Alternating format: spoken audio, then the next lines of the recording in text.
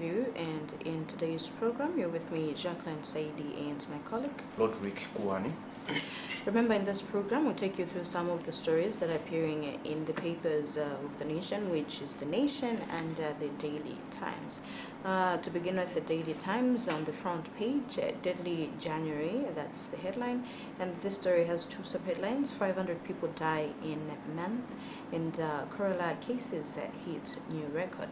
Part of the story: January has become the most deadly month under the current wave of Kerala, which started in March last year with the registration of the first case in Machinga district. According to Ministry of Health Statistics, at least 500 people have died of Kerala from January 1st to 29th, with new cases within the same period exceeding 15,570. All right, and now on the front page of the Nation newspaper, power tariff hike to delay, power market limited dissolution, one of the factors. And a part of the story says Malawi Energy Regulatory Authority MERA says the review of the proposed 99% the tariff increase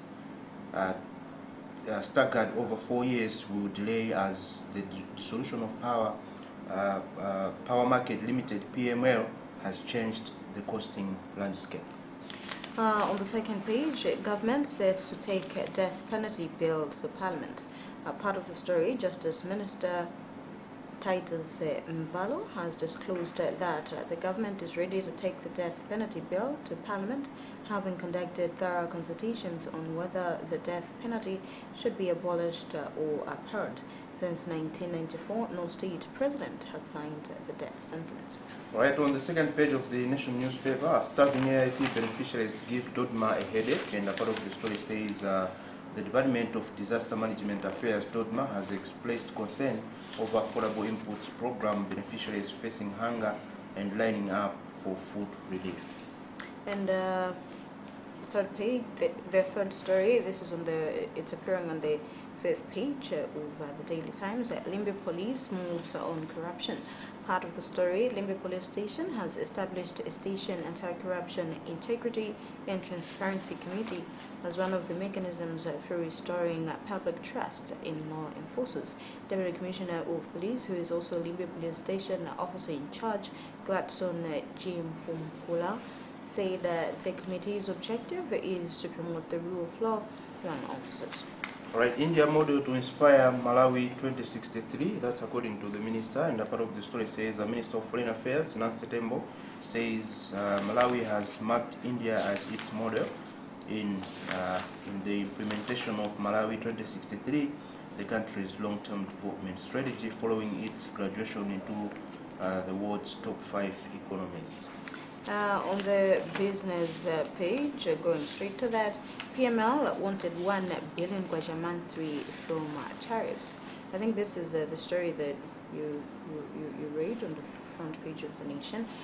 The Electricity Supply Corporation of Malawi has revealed that Power Market Limited has been getting 2.80 kwacha per kilowatt per hour, or 80 million kwacha weekly from power tariffs, translating to about 330 million kwacha per month.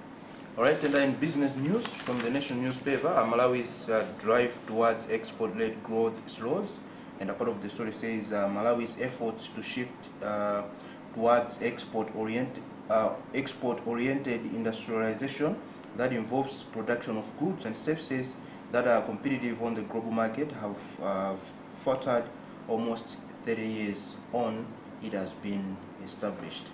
Consultancy firm takes leadership training to UAE. Part of the story, training and consultancy firm Sycamore Consult Limited has emphasized the need for managers and corporate institutions to know the necessary leadership styles to easily attain set goals and enhance institutional growth. This came out during a leadership seminar the firm hosted in the United Arab Emirates last week. All right, and MRA touts tax reforms for boosting revenue, and part of the story says Malawi Revenue Authority MRA Commissioner General John Biswick has commended the tax reforms for boosting its revenue collection in the first half of this fiscal year. Well, if you have any other business story, you can take it up before we move. Sirikali Sacco partners MDF to plant 1,000 trees. And the part of the story says Sirikali Savings and Credit Cooperative Sacco has partnered Malawi Defense Force MDF to plant 1,000 trees to mitigate the impact of climate change. Moving on to the international stories, Israel proposes loser gun laws after attacks. Part of the story, Israel's security cabinet has approved measures to make it easier for Israelis to carry guns after two separate attacks by Palestinians in Jerusalem over the past 2 days. All right, and Nigeria launches cards to boost cashless economy, and a part of the story says the Central Bank of Nigeria, CBN, has launched a domestic card scheme similar to foreign cards such as MasterCard and Visa to boost its drive to develop a cashless economy. At least 50 people died in two Pakistan accidents. More than 50 people were killed in two separate travel-related accidents in Pakistan on Sunday. At least 41 people died when a bus fell into a ravine and caught fire in the southwest, while in the northwest, at least 10 children drowned in a boating accident. All right, and the last story in the international news, WHO head bemoans COVID-19 response, and a part of the story says World Health Organization Director General Tedros Adhanom Ghebreyesus has bemoaned the health inequalities inherent in the global response to the COVID-19 pandemic. And now on the back page, which is the sports part, leading is Hawaii. That's the headline. And this story has two sub-headlines. Tabitha scores brace in Milan Derby, takes tally to 12. The second sub-headline, said to become first female African to win a Golden Boot. Part of the story, Malawian striker Tabitha Chawinga has cemented her Golden Boot award credentials after scoring a brace as Inter Milan women thrashed rivals AC Milan 4-1 in Series A Femminile League on Saturday. All right, and on the back page of the Nation newspaper, wake up call, and a part of the story says some Malawi Queens stars say the just ended Quad Series in South Africa should give authorities food for thought on the need for thorough preparations ahead of the 2023 Netball World Cup. National basketball team set for FIBA qualifiers. Part of the story, for the first time in over a decade, Malawi national basketball team will take part in the 2023 Zone 6 FIBA African men's qualifiers slated for February 20th to 28th in Bulawayo, Zimbabwe.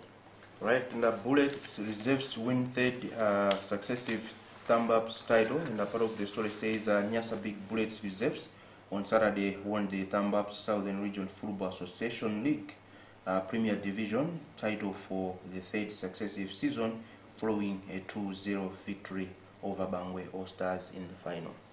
And on the international sports, Djokovic beats Tsitsipas to win Australian Open. Part of the story, Novak Djokovic won a record-extending 10th Australian Open and a record-qualifying 22nd Grand Slam men's title for using all of his talent, and now to see off Stefano Tsitsipas. All right, and in international sports news, Guardiola says Arteta has always loved Arsenal, and a part of the story says Pep Guardiola has said he always knew about Mikel Arteta's love for Arsenal when the pair worked together at Manchester City. Well, this is the last part, the arts and culture. The story here, Wendy bags 2 awards in Uganda.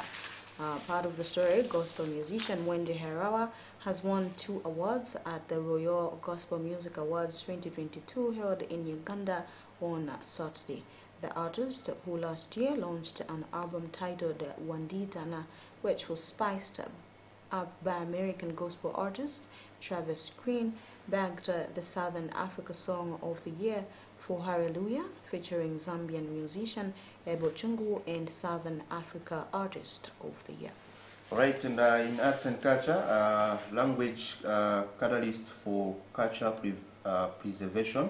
And a part of the story says musician and rapper Ntondwa, who raps in Chitumbuka language, has signed a year-long management agreement with social media influencer Pemhero Mhande.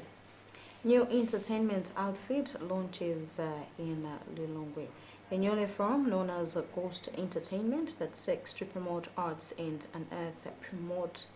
unearth a hidden talent was launched on Saturday at N1 Cafe in Lilongwe.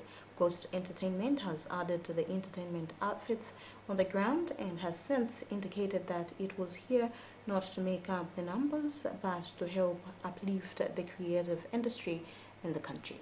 Alright, and the last story in the arts and culture segment, brotherly love, support for Skefa on Mibawa stage, and part of the story says when Lilongwe-based musician Skefa Jimodo performed at Mibawa Multipurpose Hall in Blantyre on Saturday night, he, as usual, impressed, but it was the brotherly love and support he got from fellow artists that added color to the event sponsored by WS Bet.